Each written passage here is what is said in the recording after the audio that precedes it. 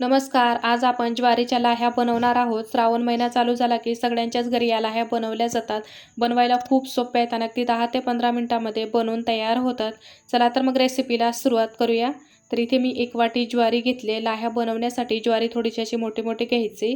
सुरुवातीला मी ज्वारीला व्यवस्थित निवडून चाळणीने चाळून घेतले. आता ज्वारी एका पातेल्यामध्ये टाकायची. यामध्ये पाणी घालायचे आणि ज्वारीला 1 ते 2 पाण्याने स्वच्छ धुवून घ्यायचे. आता ज्वारी धुवून झाली की पाणी घालायचं आहे, तिथे आपल्याला थंड पाण्याचाच वापर करायचा आहे.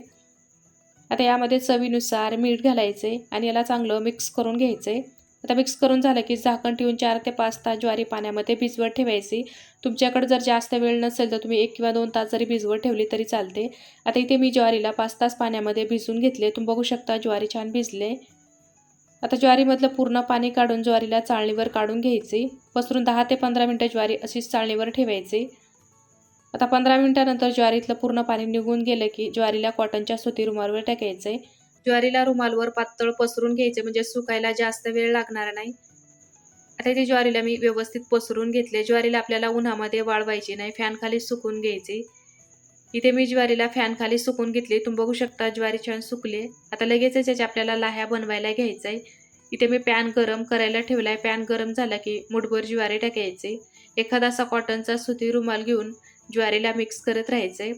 तर लाह्या बनवण्यासाठी पसरट कढई किंवा असं पॅन घ्यायचं म्हणजे लाह्या व्यवस्थित पडल्या जातात.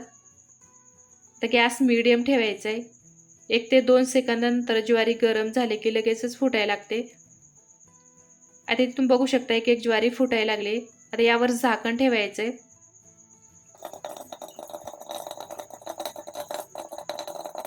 मध्ये एक वेळेस ज्वारी फुटण्याचा आवाज कमी झाला की पॅनला असं मिक्स करायचं म्हणजे राहिलेली सगळी ज्वारी फुटेल.